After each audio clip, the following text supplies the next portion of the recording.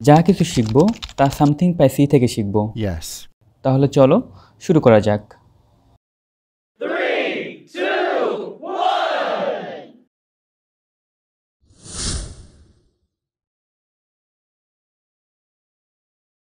Something by C চ্যানেলের আরও একটি নতুন ভিডিওতে তোমাদের সবাইকে স্বাগতম। আজকের ভিডিওতে আমরা আলোচনা করব ক্যালোরিমিতি বিষয়ক আরও একটি গাণিতিক সমস্যা সমাধান নিয়ে।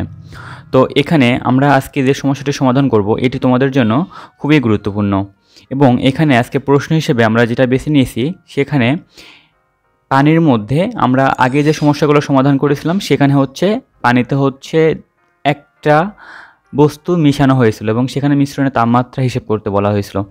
এখানে আজকের সমস্যাটিতে বলা হয়েছে যে 4 কেজি ভরের 15 ডিগ্রি সেলসিয়াস তাপমাত্রার পানিতে 85 ডিগ্রি সেলসিয়াস তাপমাত্রার 5 কেজি তামা ও 500 গ্রাম ভরের লোহা মেশানো হলো, মানে লোহাখণ্ড ফেলে দেওয়া হলো। মিশ্রণের তাপমাত্রা কত সেটা আমাদের নির্ণয় করতে বলা হয়েছে।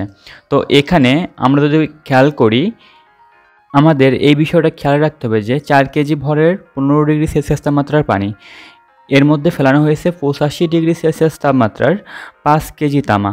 তো এখানে দুইটা বিষয় খেয়াল করো, এখানে তাপমাত্রা 15 ডিগ্রি সেলসিয়াস তাপমাত্রা পানির এবং 85 ডিগ্রি সেলসিয়াস তাপমাত্রা তামার এবং লোহার, দুটারই কিন্তু তাপমাত্রা 85 ডিগ্রি সেলসিয়াস, অর্থাৎ এই লোহা এবং তামা দুইটারই তাপমাত্রা 85 ডিগ্রি সেলসিয়াস।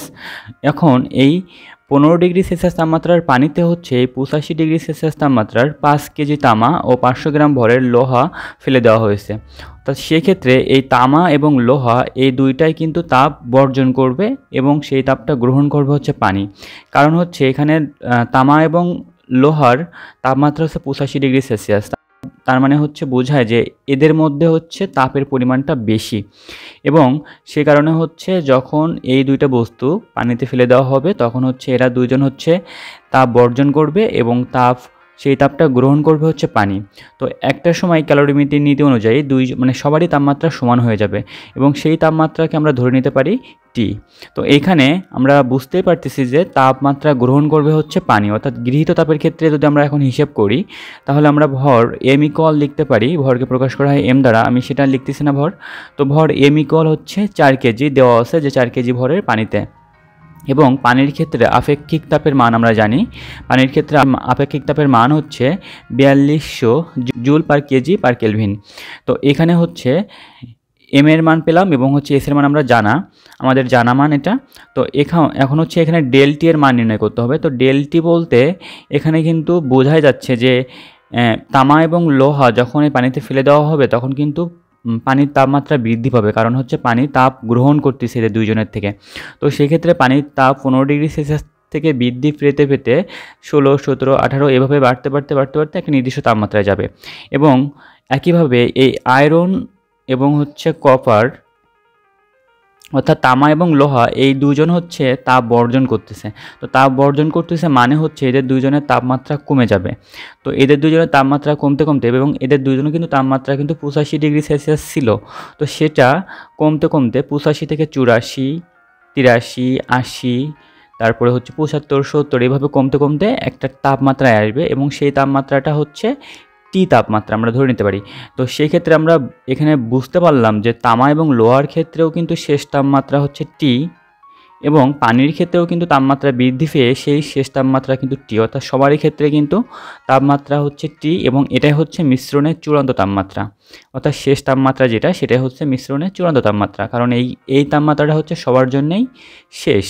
তো এখানে তাপমাত্রা বৃদ্ধি ডেল টি ইকুয়াল আমরা কী লিখতে পারি? ডেল টি ইকুয়াল লিখতে পারি শেষ তাপমাত্রা পানির ক্ষেত্রে, যেহেতু শেষ তাপমাত্রা টি মাইনাস আদি তাপমাত্রা, অর্থাৎ পানির ক্ষেত্রে তাপমাত্রা ছিল 15 ডিগ্রি সেলসিয়াস, তো টি মাইনাস 15 ডিগ্রি সেলসিয়াস আমরা লিখতে পারি। তাহলে তাপের পরিমাণ কিউ ইকুয়াল আমাদের বের করতে হবে। তো সেক্ষেত্রে আমরা জানি তাপ Q equal M S del T, এবং এখানে এম এর মান 4, এস এর মান 4200, এটা আমাদের জানা, এবং ডেল টি এর মান টি মাইনাস 15, এটা আমরা লিখতে পারি। তো এই 4200কে যদি 4 দ্বারা গুণ করা হয় তাহলে যে মানটা আসে সেটা হলো 00, অর্থাৎ 16800 এই মানটা আসে।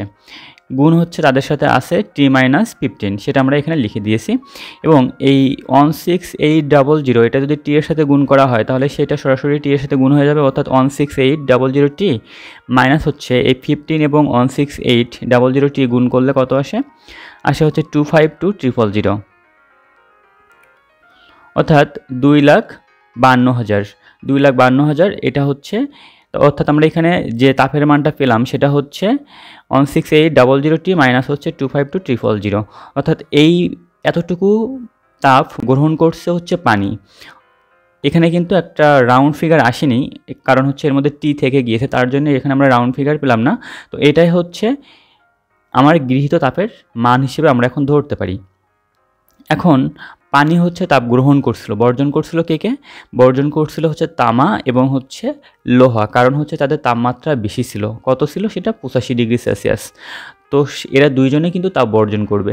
তো সেক্ষেত্রে আমরা এখন বর্জিত তাপের ক্ষেত্রে লোহা এবং তামা দুইজনেরটা হিসেব করতে হবে, অর্থাৎ লোহা কতটুকু তাপ বর্জন করলো এবং তামা কতটুকু তাপ বর্জন করলো, দুইটাই কিন্তু আমাদের হিসেব করতে হবে। তো লোহার ক্ষেত্রে যদি আমরা হিসেব করি, লোহার ক্ষেত্রে কিন্তু ভর দিয়ে দেওয়া হয়েছিল 500 গ্রাম। তো এই 500 গ্রামকে অবশ্যই কেজিতে কনভার্ট করতে হবে। তো সেই ক্ষেত্রে আমরা এম এর মান পাবো হচ্ছে 0.5 কেজি। এবং লোহার ক্ষেত্রে কিন্তু আপেক্ষিক তাপের মান আমাদের জানা 460 joule per KG per kelvin, অর্থাৎ লোহার তাপমাত্রা 1°C কমতে বা 1°C বাড়তে হচ্ছে এই 460 জুল তাপ ত্যাগ করবে অথবা গ্রহণ করবে। এবং ডেলটি এর মান অবশ্যই আমাদের শেষ তাপমাত্রা টি, আগেই বলেছি যে সবার ক্ষেত্রে, অর্থাৎ গৃহীত তাপ এবং বর্জিত তাপ সবারই ক্ষেত্রে কিন্তু শেষ তাপমাত্রা এখানে টি ধরা হয়। তো অর্থাৎ এখানে হচ্ছে এই লোহা হচ্ছে তাপ ত্যাগ করে শেষ তাপমাত্রা হবে হচ্ছে টি, এবং আদি তাপমাত্রা হচ্ছে লোহা এবং তামার ক্ষেত্রে ছিল কিন্তু 85°C, একই রকম মানে একই তাপমাত্রা ছিল, দুজনে কিন্তু আলাদা তাপমাত্রা ছিল না। তো সেই ক্ষেত্রে ডেলটি ইকুয়াল আমরা লিখতে পারি T-50, এটা হচ্ছে তাপমাত্রা বৃদ্ধি। এবং লোহার ক্ষেত্রে তাপ মানে লোহা কতটুকু তাপ বর্জন করছে সে কিউ ইকুয়াল হট, অর্থাৎ Q2 ধরে নেওয়া যায়, কারণ হচ্ছে আমরা Q1 আগেরটা ধরেছি। তো সেক্ষেত্রে এখানে Q2 ইকুয়াল আমরা জানি MS ডেলটি, তো এখানে এম এর মান হচ্ছে 0.5, এস এর মান হচ্ছে লোহার ক্ষেত্রে আপেক্ষিক তাপ 460 joule per KG per kelvin, এবং হচ্ছে ডেলটি হচ্ছে T-85। তো এখানে 0.5 গুণ হচ্ছে 460 করলে মান পাবো হচ্ছে আমরা 230, এবং তার সাথে গুণ হবে T-85, অর্থাৎ 230 মাইনাস হচ্ছে 230 গুণ হচ্ছে 85, এটা করলে আমরা মান পেয়েছি হচ্ছে 19550, অর্থাৎ এই পরিমাণ তাপ, এই পরিমাণ তাপ হচ্ছে লোহা বর্জন করছে। এখন আমরা হিসেব করব তামার ক্ষেত্রে, অর্থাৎ তামা কতটুকু তাপ বর্জন করলো সেটা, অর্থাৎ এই লোহা যতটুকু তাপ বর্জন করলো এবং তামা যতটুকু তাপ বর্জন করলো, এই দুইটা মিলায়ে কিন্তু মোট বর্জন করা তাপের পরিমাণ হবে। তো সেক্ষেত্রে বর্জিত তাপ ইকুয়াল হচ্ছে গৃহীত তাপ, সেক্ষেত্রে আমরা পরবর্তীতে হিসেব করব ক্যালোরিমিতির নীতি অনুসারে। তার আগে হচ্ছে আমরা তামার ক্ষেত্রে কতটুকু তাপ তামা বর্জন করলো সেটুকু আমরা হিসেব করে নিই। তো তামার ক্ষেত্রে তামার ভর এম ইকুয়াল দিয়ে দেওয়া হয়েছে 5 কেজি, এবং লোহার কিন্তু দিয়ে দেওয়া হয়েছিল 500 গ্রাম, এটা কিন্তু দেখতে হবে খেয়াল করে। তো তামার ভর দিয়ে দেওয়া হয়েছিল 5 কেজি, অর্থাৎ এম ইকুয়াল আমরা লিখতে পারি 5 কেজি, এবং তামার ক্ষেত্রে আপেক্ষিক তাপ এস এর মান হচ্ছে 400 joule per KG per kelvin, অর্থাৎ তামার ক্ষেত্রে 1°C তাপমাত্রা বাড়তে বা কমাতে 400 জুল তাপ ত্যাগ হয় বা গ্রহণ হয়। এবং ডেলটি করে আমরা লিখতে পারি শেষ তাপমাত্রা টি অবশ্যই, এবং মাইনাস হচ্ছে তামার আদি তাপমাত্রা ছিল হচ্ছে 85°C, সেখানে কিন্তু বলা হয়েছিল যে 85°C তাপমাত্রা তামা এবং পানি, তামা এবং লোহা অর্থাৎ দুজনেই কিন্তু তাপমাত্রা কিন্তু 85°C, তাহলে ডেলটি করে আমরা লিখতে পারি T-85। তামা কতটুকু তাপ বর্জন করলো Q3 ইকুয়াল হট, তো Q3 ইকুয়াল আমরা লিখতে পারি MS ডেলটি, এম এর মান হচ্ছে 5, এস এর মান হচ্ছে 400 এবং ডেলটির মান হচ্ছে T-85। তো 400 গুণ 5 করলে আমরা মান পেয়েছি 2300 ইন্টু আমরা লিখতে পারি T-85। তো সেই ক্ষেত্রে এই 2300 গুণ হবে হচ্ছে টি এর সাথে একবার মাইনাস 85 এর সাথে একবার, অর্থাৎ আমরা লিখতে পারি 2000T বা 2300T মাইনাস হচ্ছে 85 ইন্টু 2000 করলে আমরা মান পেয়েছি 170000, অর্থাৎ 4টা 0, 17 4টা 0। তো যাই হোক, যেভাবে পড়ো।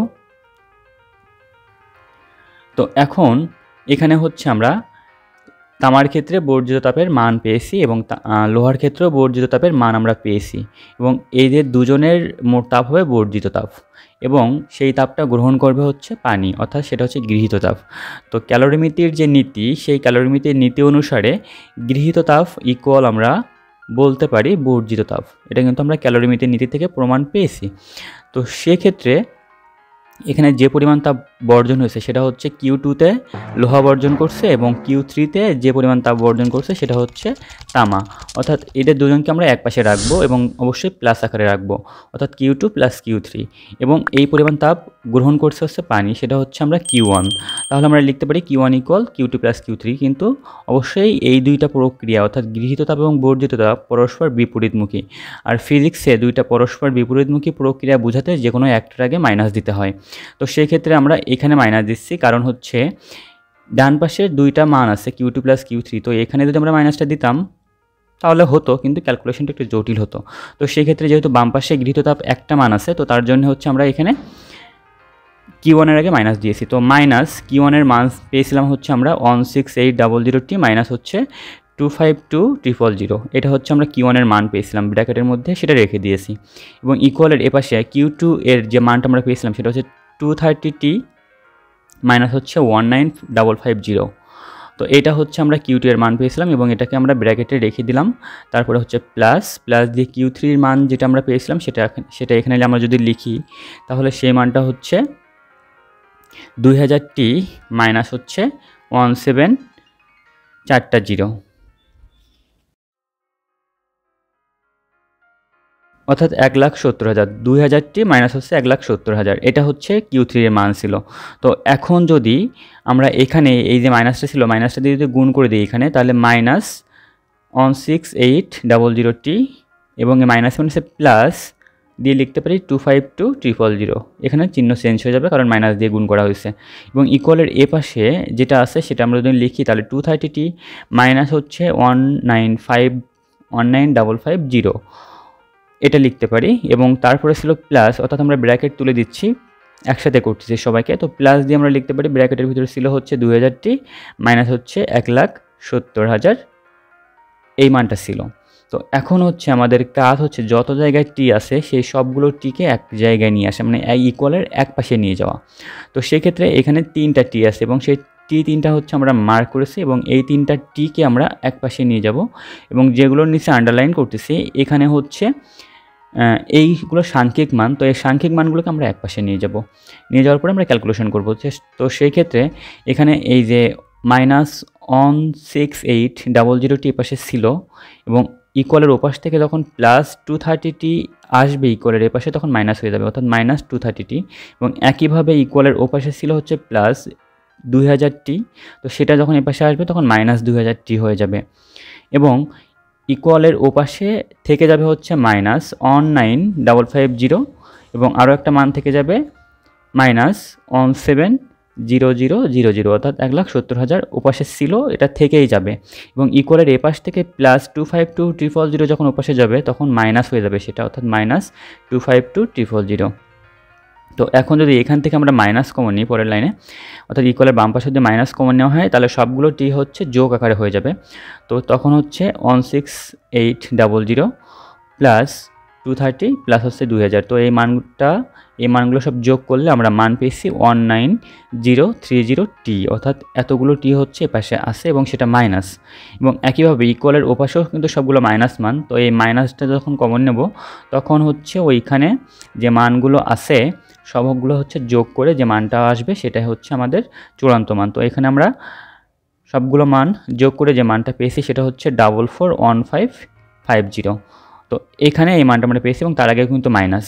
এখন এখানে যদি আমরা বাম পাশে শুধুমাত্র টিকে রাখি তাহলে টি এর সাথে কিন্তু গুণ আকারে আছে মাইনাস 19030 কিন্তু টি এর সাথে গুণ আকারে আছে, এটা ইকুয়ালের ওপাশে গিয়ে ভাগ হয়ে যাবে যদি আমরা শুধু এখানে টিকে রাখি। অবশ্যই আমরা টিকে রাখবো কারণ আমাদের টি এর মানটা নির্ণয় করতে হবে। তো ইকুয়ালের ওপাশে ছিল মাইনাস 441550, ওটাকে আমরা ভাগ করব হচ্ছে এই যে মাইনাস 19030 এটা দিয়ে। তো অবশ্যই উপরের মাইনাস এবং নিচের মাইনাস কেটে যাবে এবং উপরের মানটাকে যখন নিচের এই 19030 দিয়ে ভাগ করব তখন যে মানটা আমরা পাবো সেটা হচ্ছে 23.2। অর্থাৎ 23.2 তো 23.2 ডিগ্রি সেলসিয়াস আমরা লিখতে পারি। তো এখানে হচ্ছে টি এর মান পেয়েছি হচ্ছে আমরা 23.2। তার মানে আমরা বলতে পারি যে এটাই হচ্ছে মিশ্রণের তাপমাত্রা বা লোহার শেষ তাপমাত্রা বা পানির শেষ তাপমাত্রা বা তামার শেষ তাপমাত্রা যেটাই বলি। তার মানে হচ্ছে এই 4 কেজি ভরের 4 কেজি ভরের 15 ডিগ্রি সেলসিয়াস তাপমাত্রার পানিতে যখন এই 85 ডিগ্রি সেলসিয়াস তাপমাত্রার 5 কেজি তামা এবং হচ্ছে 500 গ্রাম ভরের লোহা ফেলে দেওয়া হবে, তখন পানির তাপমাত্রা বেড়ে এবং লোহা এবং তামার তাপমাত্রা কমে যে তাপমাত্রাটা আসবে সেই তাপমাত্রাটা হচ্ছে 23.2 কেলভিন বা 23.2 ডিগ্রি সেলসিয়াস। তো আশা করি তোমরা সবাই বুঝতে পারছো। সামথিং বাই সি চ্যানেলের সাথে থাকার জন্য ধন্যবাদ সবাইকে।